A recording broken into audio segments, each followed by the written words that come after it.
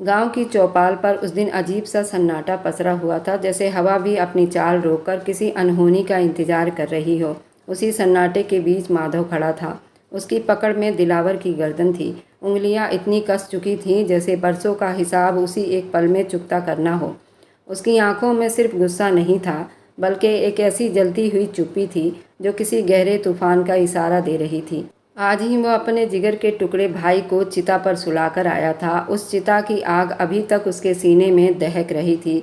भाई के लिए उसका प्यार और दिलावर से बरसों पुरानी दुश्मनी, दोनों मिलकर उसके अंदर एक ऐसी लपट बन चुके थे जिसे अब कोई बुझा नहीं सकता था। वहाँ खड़े लोग समझ नहीं पा रहे थे, माधव सिर्फ एक आदमी से बदला लेने आया या किसी राज को दफन करने, क्योंकि उसकी निगाहें दिलावर पर थी, लेकिन निशाना कहीं और लगा था। तभी उसने पंचायत के सामने अपनी आवाज़ उठाई और ऐसी शर्त रख दी, हर कोई पत्थर की तरह जम गया। उसने कहा कि उसे बदले में दिलावर की विधवा बहू चाहिए। ये सुनते ही जैसे पूरी चौपाल के पैरों तले से ज़मीन खिसक गई। औरतों ने अपने मुंह पर हाथ रख लिए। मर्द एक दूसरे का चेहरा देखने लगे। किसी को समझ ही नहीं आया ये बदला है या कोई और खेल है। लेकिन माधव की आंखों में ना तो हवस थी और ना ही कोई जल्दबाजी। वहाँ सिर्फ एक ठंडा जिद था, जैसे वह किसी अधूरी कहानी को पूरा करने आया हो। शायद वो विधवा बहू खुद भी नहीं जानती थी माधव उसे क्यों मांग रहा है, उसका इस दुश्मनी से क्या रिश्ता, और क्यों माधव के दिल में उसके लिए इतनी अजीब सी शर्त छिपी हुई है। उस पल में पूरा गांव खामोश था, लेकिन माधव के अंदर जो आग जल रही थी वह हर गुजरते सेकंड के साथ और भड़कती जा रही थी। और यही वह शुरुआत थी एक ऐसी कहानी जिसमें हर सच के पीछे एक और बड़ा झूठ छिपा था, हर बदले के पीछे एक और गहरी वजह थी, और जहाँ जो दिख रहा था असल में कहानी उससे कहीं ज़्यादा खौफनाक और रहस्यमयी होने वाली थी। बंसीलाल अपने बेटों के साथ सिर झुकाए खड़ा था, जैसे जिंदगी की भीख मांग रहा हो। तभी माधव ने अपने रौबदार अंदाज में पैर पर पैर चढ़ाते बैठते हुए हाथ में पकड़े सिगार का धुआं हवा में छोड़ा और अपनी ठंडी नज़रें बंसीलाल पर जमा दी। उसने कहा, मैं तुम्हारे बेटे की जान बख्श सकता हूँ बंसीलाल, लेकिन बदले में मुझे कोई ज़मीन या जायदाद नहीं चाहिए। उसकी आवाज़ सुनकर वहाँ बैठे बुजुर्गों के कान खड़े हो गए। उसने गहरी सांस ली और हल्की मुस्कान के साथ कहा, मुझे सिर्फ तुम्हारी विधवा बहू रूपा एक रात के लिए चाहिए, तब मैं ये खून माफ़ कर दूंगा। ये सुनते ही वहाँ बैठे बुजुर्गों के माथे पर पसीना आ गया और बंसीलाल का चेहरा सफ़ेद पड़ गया।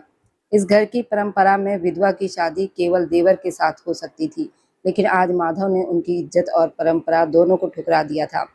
कोई नहीं समझ पाया कि उसके मन में क्या है, लेकिन अपने बेटे की जान बचाने के लिए बंसीलाल ने कांपते हाथों से इस फैसले को मान लिया। हवेली के एक अंधेरे कमरे में रूपा दीवार से लगी कांप रही थी।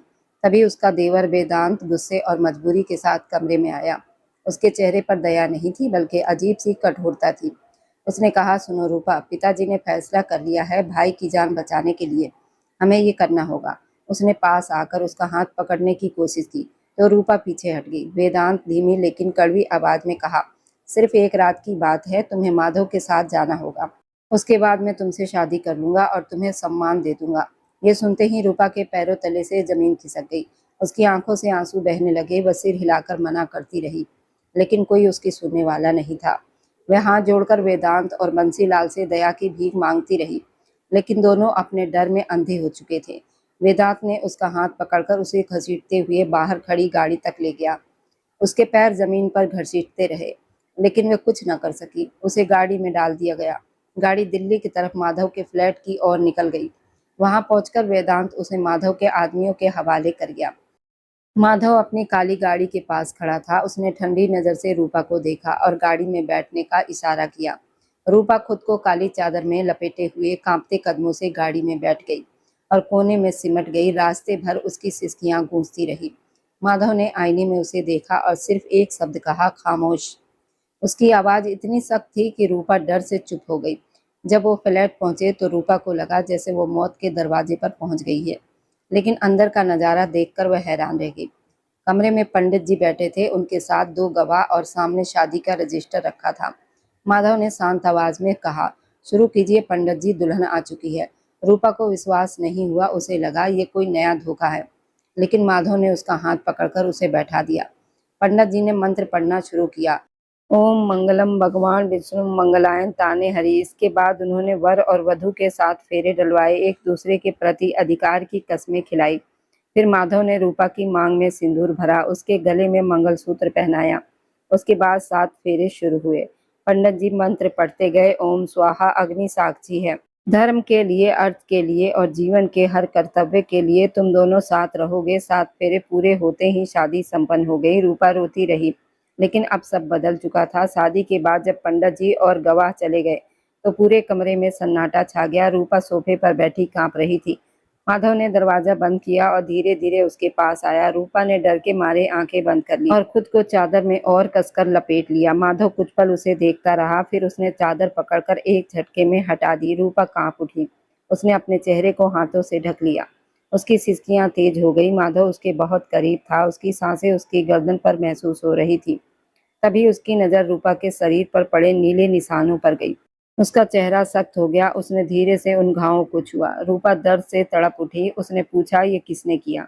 लेकिन रूपा सिर्फ रोती रही। तभी माधव झुका और उन जख्मों पर अपने होंठ रख दिए, जैसे वह उनका दर्द मिटाना चाहता हो। रूपा हैरान रह गई। उसे समझ नहीं आया कि वह डरे या भरोसा करे। उनके कांपती आवाज में कहा, मुझे डर लग रहा है, मुझे छोड़ दीजिए। माधव ने उनके होंठों पर उंगली रखकर उसे चुप करवाया। उसकी आंखों में देखते हुए उसे एहसास दिलाया, अब वह सुरक्षित है।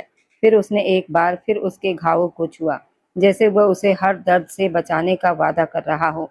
रूपा ने धीरे से आंखें बंद कर ली और उस पल में पहली बार उसे डर के पीछे एक अजीब सा सुकून महसूस हुआ।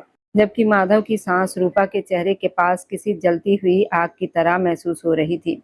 वह कुछ पल वहीं चुप खड़ा रहा, फिर बिना सिर उठाए ही उसकी गर्दन के पास गहरी और धीमी आवाज में बोला, तुम्हें पाने के लिए मुझे अपने छोटे भाई की जान देनी पड़ी रूपा, वरना इस गंदे परिवार का खून मैं कभी माफ नहीं करता। माधव के इन शब्दों ने रूपा के पूरे शरीर को जैसे जमा दिया। उसने धीरे से सिर उठाया और अपनी आंसुओं भरी आंखों से माधव के सख्त चेहरे को देखा, जहां बदले और जुनून की अजीब कहानी साफ दिख रही थी। माधव ने उसकी आंखों में देखते हुए कहा, उन लोगों ने तुम्हारे साथ जो किया है उसकी सजा उन्हें जरूर मिलेगी, लेकिन तुम्हें उस नर्क से निकालने के लिए मैंने अपने खून का सौदा किया है। अब रूपा को समझ आ रहा था कि माधव की वो भयानक मांग सिर्फ इच्छा नहीं थी, बल्कि एक बड़ी योजना थी, जिसके पीछे उसका अपना दर्द छुपा था। माधव ने उसका चेहरा अपने दोनों हाथों में थामा और धीमी आवाज में कहा, अब तुम मेरे पास कैद में हो या सुरक्षित हो ये तुम्हें समय बताएगा, लेकिन अब तुम उनके पास कभी वापस नहीं जाओगी। जब माधव की नजर रूपा के कपड़ों के बाहर दिख रहे और भी नीले निशानों पर गई तो उसके चेहरे पर गुस्सा साफ दिखने लगा। उसका मन किया कि अभी जाकर उन लोगों को सजा दे। उसने रूपा के कांपते हाथों को अपने हाथों में लिया, गंभीर आवाज में पूछा, रूपा ये सब किसने किया? तुम्हारे शरीर पर ये जुल्म किसने किए? उसकी आवाज में इतनी ताकत थी कि कोई भी डर जाए। रूपा ने डर के मारे अपने हाथ छुड़ाने की कोशिश की, नजरें झुका ली। उसके दिमाग में वेदांत की बेरहमी और बंसीलाल की धमकियां घूमने लगी। उसे लगा अगर उसने सच बता दिया तो वे उसे जिंदा नहीं छोड़ेंगे। वह बुरी तरह कांपने लगी, सिर हिलाकर मना करने लगी। उसकी आवाज गले में ही अटक गई। माधव ने उसे और डराने के बजाय उसके कंधों को थाम दिया। तब रूपा ने रोते हुए धीमी आवाज में कहा, भगवान के लिए मुझसे कुछ मत पूछिए, वह मुझे मार देंगे, वो बहुत क्रूर लोग हैं।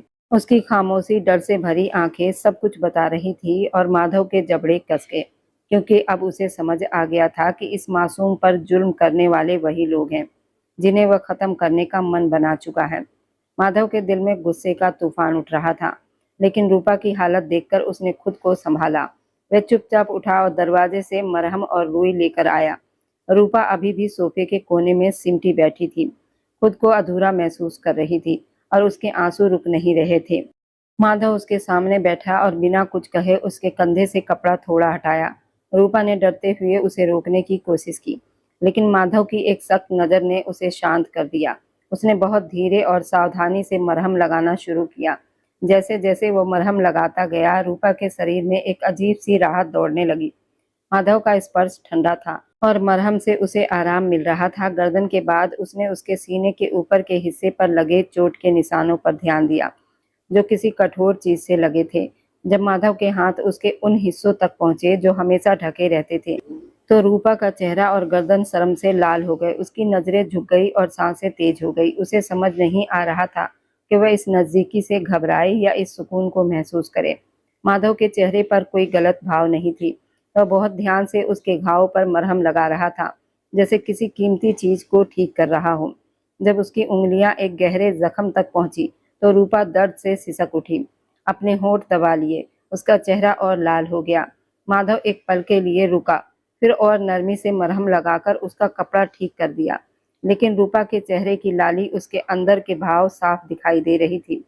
माधव बहुत सावधानी से उसके घाव का इलाज कर रहा था, लेकिन जैसे ही उसने मरहम लगाने के लिए हाथ एक और ज्यादा नाजुक जगह की तरफ बढ़ाया, जो उसके लिए सबसे संवेदनशील थी, रूपा का पूरा शरीर झटके से कांप उठा। इससे पहले कि माधव वहां तक पहुंच पाता, रूपा ने तेजी से उसका हाथ पकड़ लिया और इतनी जोर से पकड़ा कि उसके नाखून उसकी त्वचा में धंस गए। उसकी सांसें बहुत तेज हो गई। सीना तेजी से उठने गिरने लगा। उसकी आंखों में डर और विनती साफ दिखाई देने लगी। उसने शर्म और डर से अपनी आंखें बंद कर ली, लेकिन उसकी पकड़ इतना मजबूत था जैसे वह अपनी आखिरी हद की रक्षा कर रही हो। माधव का हाथ वहीं रुक गया। उसने अपने कलाई पर रूपा की मजबूत पकड़ महसूस की तो उसके चेहरे पर एक नरमी आ गई। उसने देखा कि रूपा का चेहरा सिर्फ लाल नहीं था, बल्कि उस पर डर और घबराहट साफ दिखाई दे रही थी। कमरे में भारी खामोशी थी, जिसे सिर्फ उसकी तेज सांसें तोड़ रही थी। माधव ने उसके चेहरे की ओर देखा, जो आंखें बंद किए बार बार सिर हिला रही थी, जैसे बिना बोले ही उसे रुक जाने की विनती कर रही हो। माधव ने अपना दूसरा हाथ बहुत धीरे से रूपा के उन हाथों पर रखा जिन्होंने उसकी कलाई को कसकर पकड़ रखा था। उसे ये महसूस कराने की कोशिश की वह कोई दरिंदा नहीं, बल्कि उसके घाव का रखवाला है। उस समय रूपा की वह पकड़ माधव के लिए सिर्फ रुकावट नहीं थी, बल्कि उसके टूटे हुए भरोसे की पहली आवाज थी, जिसे माधव ने पूरी गंभीरता से समझ लिया था। जब माधव ने देखा कि रूपा का पूरा शरीर दर्द और शर्म से कांप रहा है, तो उसने मरहम की डिब्बी एक तरफ रख दी और बहुत नरमी से उसके कांपते हुए हाथों को अपनी कलाई से हटा दिया।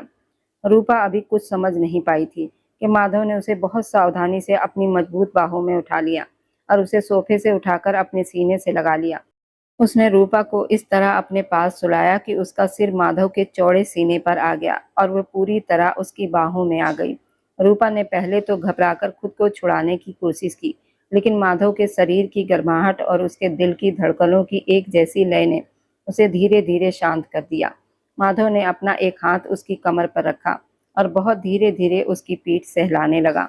उसकी उंगलियां उसकी रीढ़ की हड्डी पर ऐसे चल रही थी जैसे किसी दर्द पर मरहम लगाया जा रहा हो, जैसे वह उसके अंदर छिपे सारे डर और थकान को खत्म करना चाहता हो। रूपा की सिसकियां, जो अब तक गले में अटकी हुई थी, धीरे धीरे कम होने लगी और उसने अनजाने में अपना चेहरा माधव के सीने में छुपा लिया। माधव का ये रूप उसके लिए बिल्कुल नया था। जो आदमी उसे एक रात के लिए लेकर आया था, वही अब उसे एक बच्चे की तरह सहलाकर सुकून दे रहा था। कमरे के हल्के अंधेरे में माधव का हाथ लगातार उसकी पीठ पर चलता रहा, जिसे रूपा के अंदर जमा हुआ दर्द पिघलने लगा। उस स्पर्श में ऐसा सुकून था कि रूपा को लंबे समय के बाद खुद को सुरक्षित महसूस हुआ।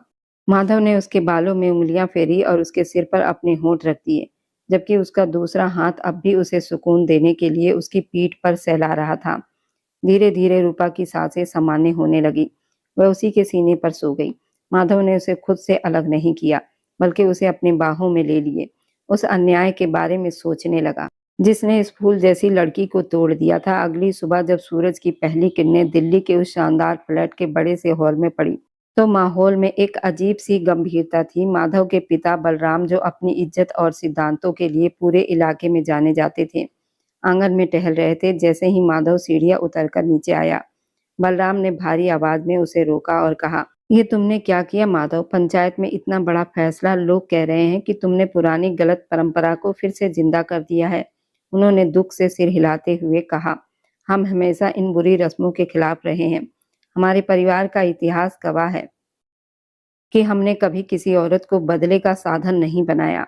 तुमने एक विधवा लड़की को इस तरह यहाँ लाकर हमारी इज्जत को खतरे में डाल दिया है। माधव के चेहरे पर शांति थी। उसने अपने पिता की बात ध्यान से सुनी और फिर उनके पास जाकर खड़ा हो गया और बोला, पिताजी, क्या आपको लगता है कि आपका बेटा इतना गिर सकता है? वह किसी मासूम को इस तरह लगाएगा? ये कोई गलत परंपरा नहीं है। मैंने उसे सुरक्षा दी है, मैं अपने भाई की मौत का बदला ज़रूर लूँगा। लेकिन मेरा तरीका अलग है। वह लड़की रूपा उन लोगों के बीच एक जिंदा लाश बन चुकी थी। माधव ने बाहर देखते हुए मुट्ठी भींच ली। मैंने उसे उन दरिंदों से बचाया है। उसके पूरे शरीर में उनके जुल्म के निशान हैं। अगर मैं उसे वहां से नहीं लाता तो वो उसे मार डालते। अब वो मेरी जिम्मेदारी है, मैं जानता हूँ मैं क्या कर रहा हूँ। आप बस मुझ पर भरोसा रखिए। मैं उन लोगों को ऐसी सजा दूंगा कि पीढ़ियां याद रखेगी, लेकिन अब इस लड़की की तरफ कोई आंख उठाकर भी नहीं देखेगा। बलराम अपने बेटे की बातों में छुपे दर्द और सच्चाई को देखकर शांत हो गए। उन्हें समझ आ गया कि माधव ने बड़ा जोखिम लिया है, लेकिन उसका इरादा साफ है। तभी माधव की माँ बबीता भारी दिल से सीढ़ियां चढ़कर उसके कमरे की तरफ गई। उनके मन में कई सवाल थे, लेकिन जैसे ही उन्होंने दरवाजा खोला, सामने का दृश्य देखकर उनका दिल भर आया। कमरे के एक कोने में रूपा सो रही थी, लेकिन उसकी नींद में भी सुकून नहीं था। उसके चेहरे पर आंसुओं के निशान थे और वह नींद में भी डर रही थी। उसके हाथ चादर को कसकर पकड़े हुए थे। बबीता धीरे से उसके पास गई, बिस्तर पर बैठ गई। उन्होंने देखा इस मासूम का चेहरा पीला पड़ चुका है, जैसे उसने बहुत दर्द सहा। उन्होंने प्यार से उसके बालों में हाथ फेरा और धीरे धीरे सहलाने लगी। उस स्पर्श से रूपा के चेहरे का तनाव कम होने लगा। बबीता की आंखों में आंसू आ गए। उन्होंने उसके माथे को चूमा। उस एक स्पर्श में माँ का सारा प्यार था। रूपा ने नींद में गहरी सांस ली, जैसे उसे बहुत समय बाद सच्चा स्नेह मिला हो। बबीता वहीं बैठी उसे देखती रही और मन ही मन में माधव के फैसले को समझने लगी, क्योंकि अब उन्हें महसूस हो गया था वह लड़की यहाँ किसी गलत वजह से नहीं, बल्कि बचाने के लिए लाई गई है।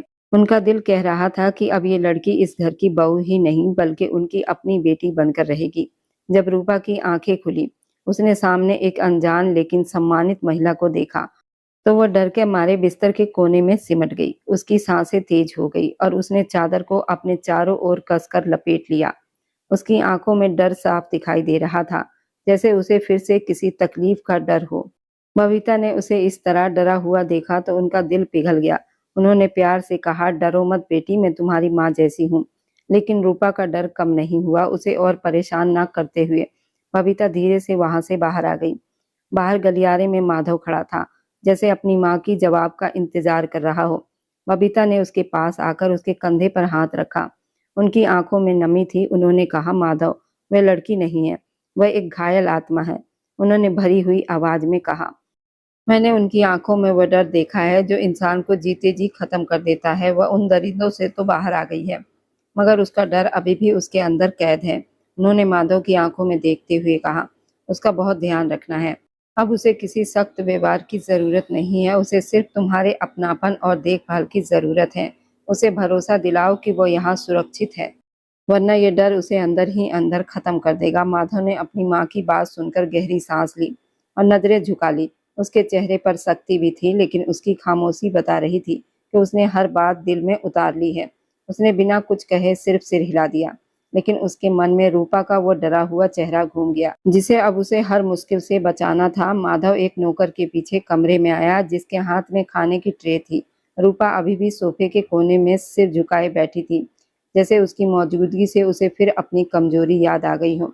माधव ने नौकर को इशारा किया कि वह खाना रखकर चला जाए। जब वो चला गया तो उसने चुपचाप रूपा की तरफ देखा, जो अपनी उंगलियां मोड़ रही थी।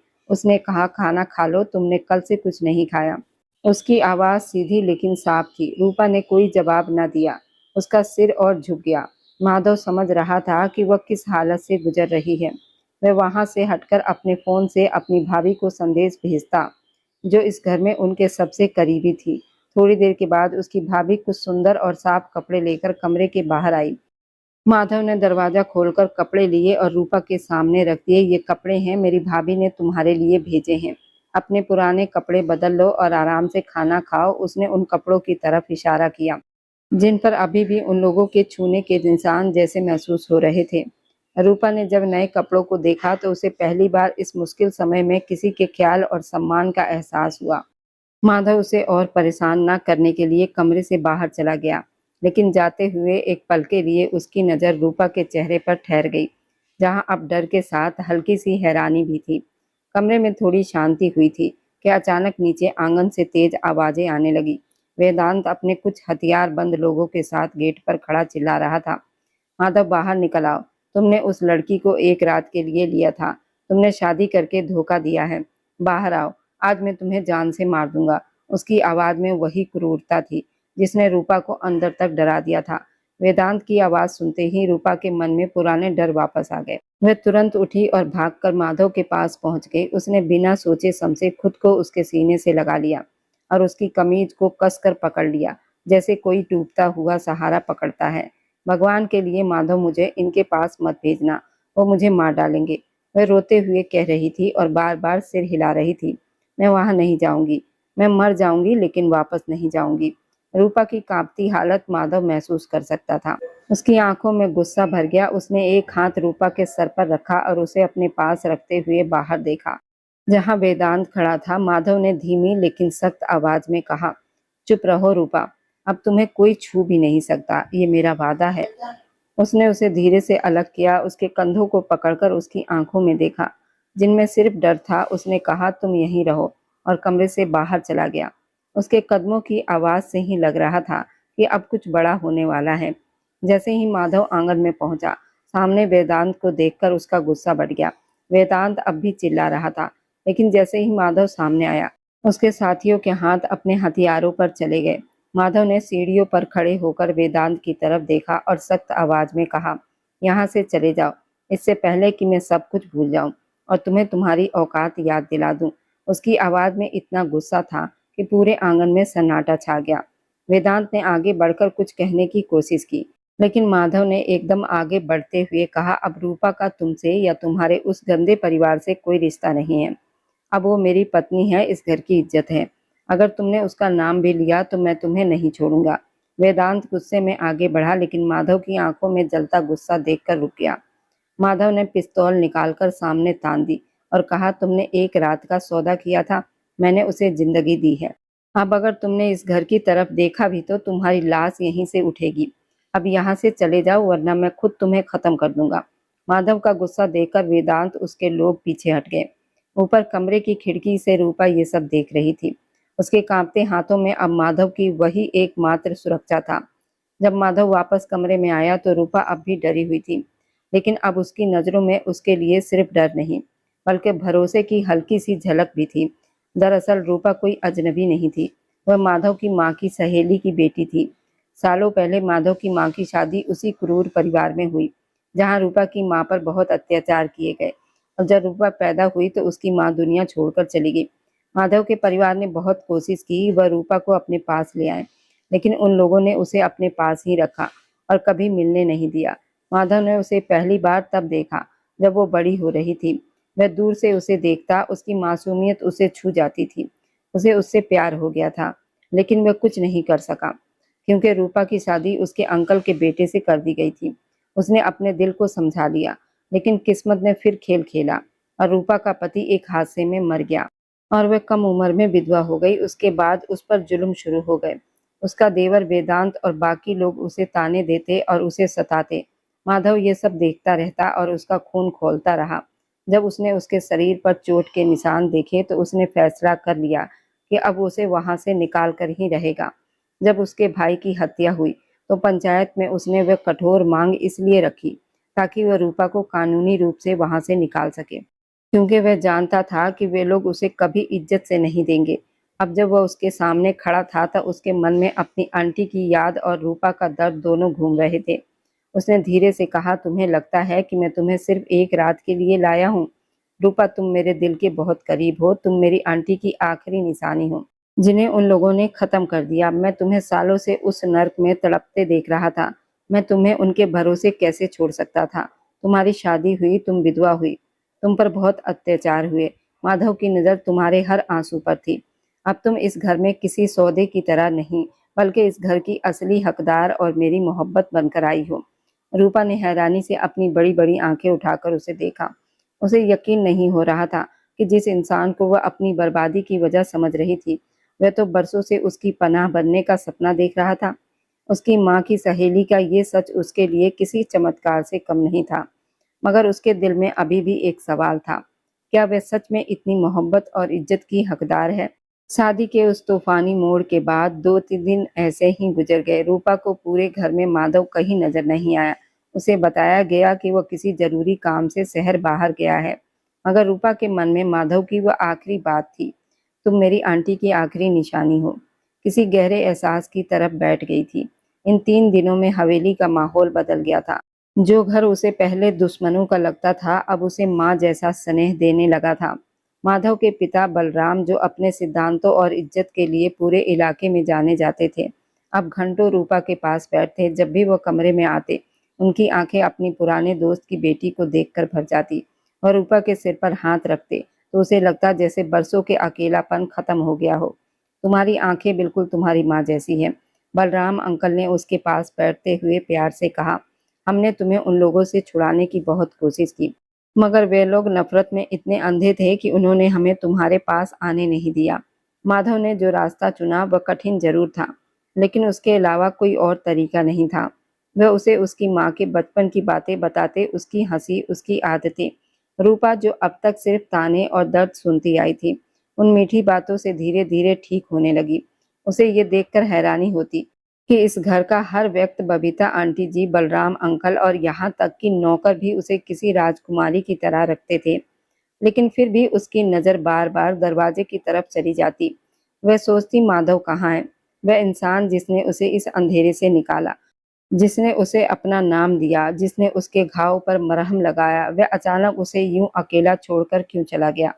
धीरे धीरे उसका डर कम हो रहा था, पर उसी जगह एक अजीब सी बेचैनी और इंतजार पैदा हो रहा था। माधव के लिए 3 दिन की लंबी खामोशी के बाद एक रात, जब पूरी हवेली सो चुकी थी, माधव चुपचाप अपने कमरे में आया। कमरे में हल्की रोशनी थी जो रूपा के चेहरे पर पड़ रही थी। वह गहरी नींद में थी और पहली बार उसके चेहरे पर सुकून था।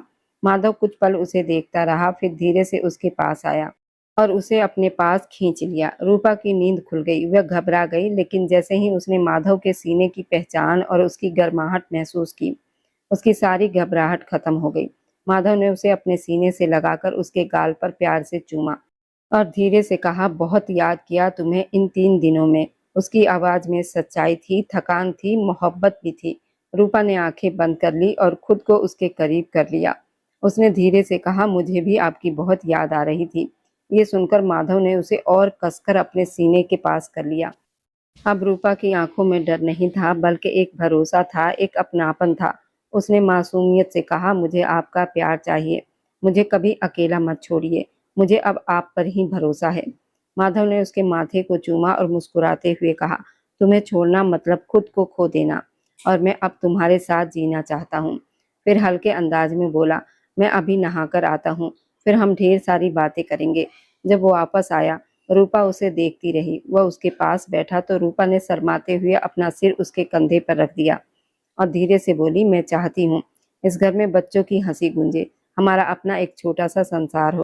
क्या हम नई शुरुआत कर सकते हैं? माधव ने उसे प्यार से देखा और कहा, तुम्हारी हर इच्छा मेरे लिए सबसे जरूरी है, मैं तुम्हें अपनी पूरी जिंदगी दूंगा। फिर उसने उसे अपने पास खींच लिया।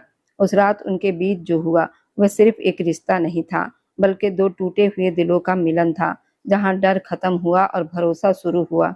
समय के साथ रूपा के सारे घाव भर गए, सिर्फ शरीर के नहीं, दिल के भी। आज वही हवेली जो कभी खामोश थी, एक बच्चे की हंसी से गूंज रही थी। माधव और रूपा का बेटा छोटा सा शान अपने दादा बलराम की गोद में खेल रहा था। रूपा बालकनी में खड़ी ये सब देख रही थी। उसके चेहरे पर एक सुकून भरी मुस्कान थी। अब उसमें दर्द नहीं था, सिर्फ प्यार था, अपनापन था और एक नई जिंदगी की चमक थी। हवेली में सब कुछ अब शांत था, खुशियां थी, हंसी थी और एक पूरा होता हुआ सपना था। मगर कुछ सच्चाइयां ऐसी होती हैं, जितनी भी गहराई में दब जाए, एक दिन खुद रास्ता बना लेती है। उस रात जब सब सो चुके थे, माधव बालकनी में खड़ा अंधेरे को देख रहा था। उसकी आंखों में वही पुरानी आग एक बार फिर हल्की सी चमक उठी। पीछे से रूपा आई और धीरे से उसके पास खड़ी हो गई। अब क्या सोच रहे हैं? उसने धीमी आवाज में पूछा। माधव कुछ पल खामोश रहा, फिर बोला, कुछ कहानियों का अंत तभी होता है जब उनका सच सामने आता है। रूपा ने उसकी तरफ देखा, उसके चेहरे पर एक अजीब सा सख्त सुकून था। उसी पल माधव ने अपनी जेब से एक पुरानी रिकॉर्डिंग वाला फोन निकाला और उसे चलाया। कैमरे में धीमी आवाज गूंजने लगी, वेदांत की आवाज थी। हाँ, मैंने ही माधव के भाई को रास्ते से हटवाया था। अगर वह जिंदा रहता तो सब कुछ उसी का हो जाता और मैं कभी कुछ नहीं बन पाता। रूपा की सांसें जैसे थम गई। उसकी आंखें हैरानी से फैल गई। माधव ने गहरी सांस ली। उस दिन जब मेरा भाई मरा था, सबने उसे हादसा कहा, लेकिन मुझे हमेशा लगा इसके पीछे कोई अपना ही है। मैंने सबूत जुटाए और जब सच सामने आया तो समझ गया कि दुश्मन बाहर नहीं, इसी घर में था। उसकी मुट्ठियां भिज गई, मगर आवाज अब भी ठंडी थी। मैं उसे उसी दर्द में जलते देखना चाहता था जो उसने मुझे दिया था। इसलिए मैंने उसे खुला छोड़ा, ताकि उसका हर डर, हर सजा धीरे धीरे उसे खत्म करे। रूपा ने कांपते हुए पूछा तो वेदांत। माधव ने उसकी तरफ देखा और हल्की सी मुस्कान उसके होठों पर आई। एक रहस्यमयी ठंडी मुस्कान। कभी कभी इंसान को मारना जरूरी नहीं होता, उसका सच ही उसे खत्म कर देता है। अगले ही पल उसने सामने अंधेरे में देखा, जहां हवेली के बाहर पुलिस की गाड़ी की हल्की लाल नीली लाइट चमक रही थी। दरवाजे पर आवाज गूंजी, वेदांत को उसके जुर्म के लिए गिरफ्तार किया जा चुका है। रूपा ने माधव का हाथ कसकर पकड़ लिया। उसकी आंखों में अब डर नहीं था, सिर्फ गर्व था। माधव ने उसकी तरफ देखा और धीरे से कहा, मैंने बदला नहीं लिया, मैंने इंसाफ किया है। हवेली के आंगन में सुबह की पहली किरण उतरी और उसी रोशनी में एक सच्चाई हमेशा के लिए उजागर हो गई। और अब जाते जाते बस दिल से एक छोटी सी गुजारिश है, आप जहाँ कहीं से भी मेरी वीडियो देख रहे हैं, कमेंट में अपने शहर और राज्य का नाम जरूर लिखिए। आपके कमेंट मेरे लिए किसी अनमोल तोहफे से कम नहीं होते। और जो लोग अपना कीमती समय देकर मेरी कहानियों को देखते और लाइक शेयर करते हैं, उन सबका मैं दिल से धन्यवाद करती हूँ। अगर आज की कहानी ने आपके दिल को छुआ हो तो वीडियो को लाइक करें और अपने दोस्तों तक ज़रूर पहुँचाएं। और हमारे इस छोटे से परिवार का हिस्सा बनने के लिए चैनल को सब्सक्राइब करना ना भूलें, क्योंकि आपका हर सब्सक्राइब मेरे लिए आपका प्यार और भरोसा है। फिर मिलेंगे एक नई भावनाओं से भरी कहानी के साथ। तब तक खुश रहिए, स्वस्थ रहिए, मुस्कुराते रहिए।